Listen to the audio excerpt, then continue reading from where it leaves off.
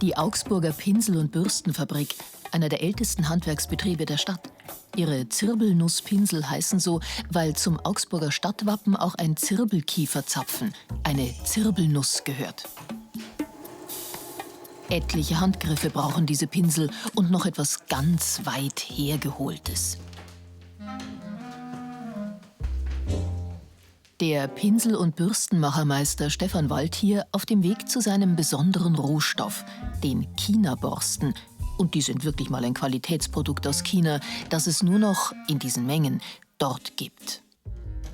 Ja, China-Borsten, wie der Name schon sagt, kommen aus China und sind von den Hängebauschweinen, die chinesischen Hängebauschweine. Das sind jetzt Kartons zu 25 Kilos. Die Borsten sind verpackt in solchen Papierhäubchen. Und wenn wir hier mal die Borste auspacken, so wird die Borste geliefert. Die Königin unserer Borsten ist die schwarze 6 Zoll reine schwarze Chungking-Borste. Bei den Naturborsten ist es so, dass die einen natürlichen Spliss haben. Wir Fachleute sagen dazu, die Borste hat Fahnen. Das heißt, die spaltet sich am Schluss 2- bis 3 Mal. Chungking-Borsten heißen sie auch, weil sie aus der Region der Millionenstadt Chungking kommen, wo es im Winter bis zu -40 Grad kalt werden kann. Die Kälte lässt die Schweinsborsten nur so sprießen. Ganz anders als bei unseren rosa Hausschweindeln, die kaum noch Borsten haben. Was hinter diesen Mauern vor sich geht, das ist der widerborstigen Zähmung. Denn die Borsten müssen ja in Pinselform gebracht werden.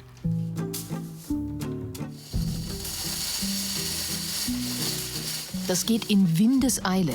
Alle 3 Sekunden bekommt ein Haufen Borsten seine Fassung.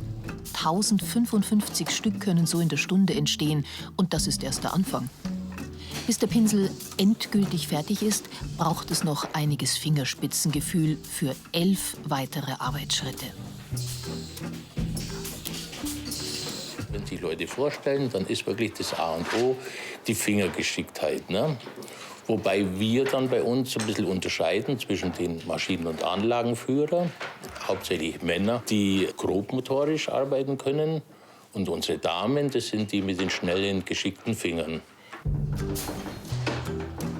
Bis zu 5000 Pinsel entstehen so pro Tag durch flinke Finger. Die Pappestreifen werden vorübergehend eingefügt, damit sich im Pinsel Zwischenräume bilden. Das sind die sogenannten Farbspeicher, damit der Pinsel beim Farbauftrag diese auch kontinuierlich wieder abgibt. Nadine Eiber hat das Pinsel- und Bürstenmachen, diese Wissenschaft für sich, vor 10 Jahren als Lehrling angefangen. Es ist halt doch irgendwo Abwechslung drin. Man muss nicht immer jeden Tag den gleichen Pinsel machen. Man hat schon immer vieles, wo gleich ist, aber es ist einfach irgendwo immer Abwechslung dabei. Weil es eben etliche verschiedene Arbeitsschritte gibt und niemand führt den ganzen Tag nur einen Arbeitsgang durch. Mit Epoxidharz werden die Pinsel verklebt, damit die Borsten fest sitzen. So entstehen schier unzählig viele Modelle. Für Lackierpinsel, Ringpinsel und Tapezierbürsten in verschiedenen Größen und Ausführungen und noch viel mehr haben unzählige Schweinchen ihre Borsten gelassen.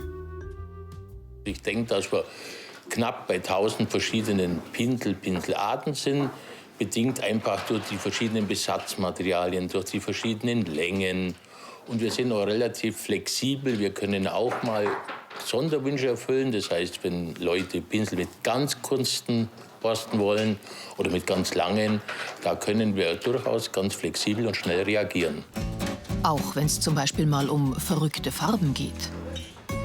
Nein, das ist jetzt nicht der Anstreichpinsel für Prinzessin Lilifees Schloss, sondern dieses Pink aus Kunststoffborsten ist der ganz spezielle Farbwunsch von durchaus gestandenen Mannsbildern aus dem Malerhandwerk.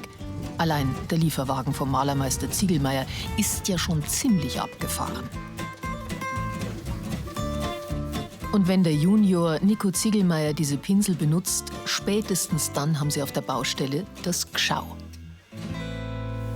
Wir haben uns zusammen mit der Augsburger Pinselfabrik überlegt, was wir dann für eine Entscheidung treffen können, dass uns die Pinsel nicht ständig geklaut werden auf der Baustelle. Deswegen haben wir uns einfach pinkfarbene Pinsel machen lassen. Den findet man leicht wieder, wenn ihn jemand klaut.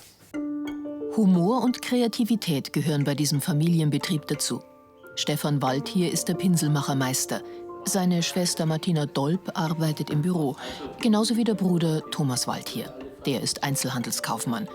Es gab aber auch weniger rosige Zeiten, als der Vater Werner Waldhier mit 48 Jahren ganz unerwartet starb, übernahm die Mutter Irmgard die Leitung und kam jeden Tag bis zu ihrem Tod mit 77 Jahren in die Firma.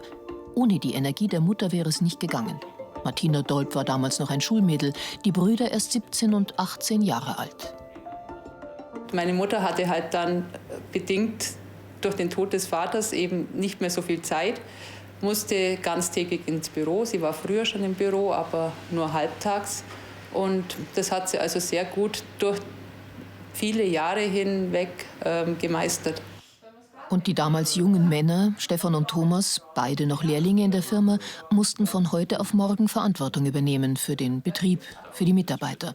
Thomas, damals 18, übernahm da zum Beispiel die Verhandlungen mit Geschäftspartnern.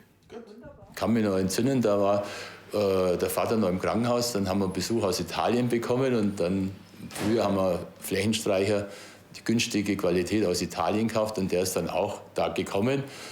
Und dann bin ich praktisch voll ins kalte Wasser geschmissen worden, habe ich da mit dem reden müssen und ja, so ist es halt einfach, hast einfach gar keine Chance zum Überlegen gehabt.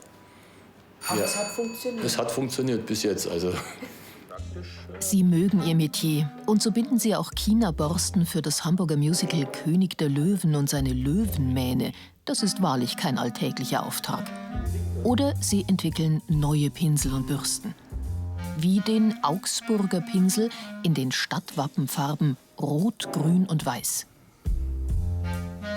Den Markennamen Zirbelnuss-Pinsel und Bürsten hat sich diese waschechte Augsburger Familie, die Waldhier, wirklich verdient.